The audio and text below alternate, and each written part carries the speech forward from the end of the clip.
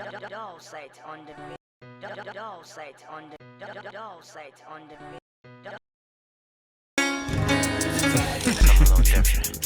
So it is you. Hello, auntie. Good afternoon. Ẹ káàsán. Mo fẹ́ kẹ́ sọ fún wa tí èèyàn kan bá wà tó jẹ́ pé ó ti ṣe oore ńláńlá fún yín tó jẹ́ pé tẹ́ bá ń rántí oore yẹn inú yín máa dùn bóyá ó wáṣẹ́ fún yín ni o bóyá ó fún yín ní connection bẹ́ẹ̀ ṣe gẹ̀ẹ́tì iṣẹ́ ni o bóyá ó fún yín ní loan tẹ́ fi bẹ̀rẹ̀ business ni o bóyá ó bá yín sanwó school fees yín nígbà tẹ́ ẹ̀ rówó school fees san ni o ó ṣàṣe kókó tó jẹ́ pé dọ́là ẹ sì máa ń wò pé ẹni yìí nǹkan tó ṣe fún mi mo wish kí n rí kí n dúpẹ́ lọ́wọ́ ẹ̀ mo wish kí n rí kí n náà ṣe oore ńláńlá fún ṣó ti ṣẹlẹ̀ tí ń rí. Yes. ẹ ṣàlàyé fún wa bóyá ẹni yẹn gan lè máa gbọ́ ó dẹ̀ máa inú ẹ̀ máa dùn pé ẹ sọ̀rọ̀ pa o.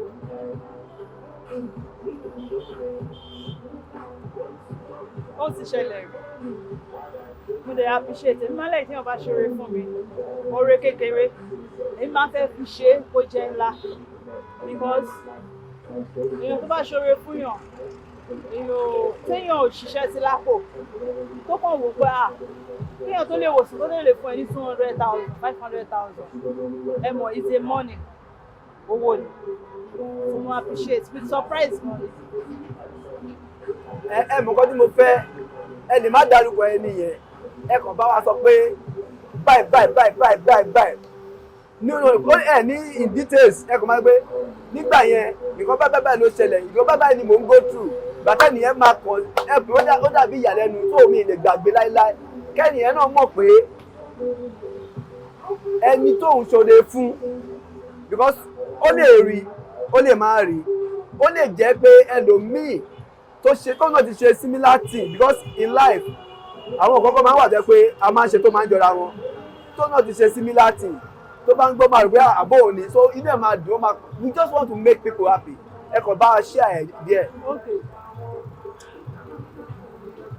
Èèyàn tó ṣoore fún mi yẹn àbúrò wọn mo appreciate it because emergency me expect it within 2 days ni mo fi bèrè ló dẹ̀ ṣe fún mi mo appreciate it gan inú mi dùn débi pé inú mi dùn ẹ mọ kí ni èèyàn dùn inú mi dùn so mo fẹ́ fi opportunity lè kí n lè fi pray pé mo fọláwẹ̀ tí mo gba ìmọ̀ fi dọ̀rọ̀ a máa ní lágbára ọlọ́run máa bá mi bless ẹ̀ more bless iṣẹ́ tó ń ṣe kò ní dòkú mọ́ lọ́wọ́ lágbára ọlọ́run á bá àánú pàdé èmi náà máa bá àánú pàdé àárín òun àtọkọ kò ní dàrú àárín òun àtọlọ́run kò ní dàrú so mo appreciate it.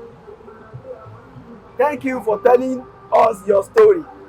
Ṣé ẹ ní favourite bóyá tọ̀ ni bóyá stress ni bóyá comedian ni bóyá musician jẹ́ pé anywhere tẹ bá rí poster ẹ̀ báyẹn máa dúró ẹ máa wò ó dáadáa jẹ́ pé tẹ bá rí ibi tó ti ń play video ẹ̀ báyẹn máa dúró ẹ máa wò ó wípé tẹ bá kàn tiẹ̀ gbé orúkọ ẹ̀ báyìí inú yín máa dùn ṣé ẹ ní favourite actor or actress or musician. Yes o musician mo ní o that's Malaika. Ooh. Yes. Alao Malaika. And àwọn tàdúgbò wa nìyẹn àwọn Thailander. And artists Aishat Lawal and Abosele and Toyin Toyin Aimaku tó ló jẹ́ pé èèyàn pupa lẹ lọ like. I said Aishat Lawal. Èmi fẹ́ ta sí Toyin Aimaku fún ara mi ó ṣe jẹ́ èèyàn pupa. I love her. You love her? Yes. Okay now gbogbo àwọn tẹ like yẹn bẹ́ẹ̀ látòrí Malaika lórí gbogbo everybody mo fẹ́ kẹ́ ẹ sọ fún wọn pé nǹkan báyìí ló ń ṣe tó mú ni yín dùn ẹ fẹ́ kọ́ continue pẹ̀lú nǹkan yẹn because millions of people like you tó nu wọn máa ń dùn tó bá ti rí wọn tó bá ti gbọ́ iṣẹ́ wọn ó yá. Toyin Aimaku mama re ẹ continue pẹ̀lú iṣẹ́ yín tẹ̀ ń ṣe mo like yín I love you mo like gbogbo nǹkan tọ́lọ̀ ń fún ẹ dẹ̀ jọ ẹ má jọra yín lójú.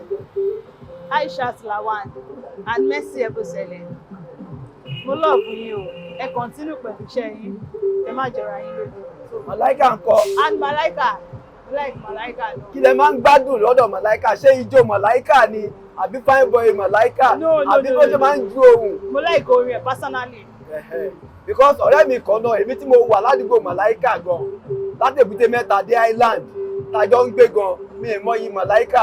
Ọ̀rẹ́ mi tó wá wà ní Mínà ló wá sọ fún mi pé ọmọ tí bá ti wá sẹ́kọ̀ọ́ àdúgbò wàá mú mi lọ sọ́dọ̀ Malaika, mo fẹ́ lọ wo show Malaika. Mo ní èmi gan mi ìbílẹ̀ pé so ó mì wípé a lot of people bí yín báyìí ó wà káàkiri all over the world tó ń gbádùn Túlé Alao Malaika.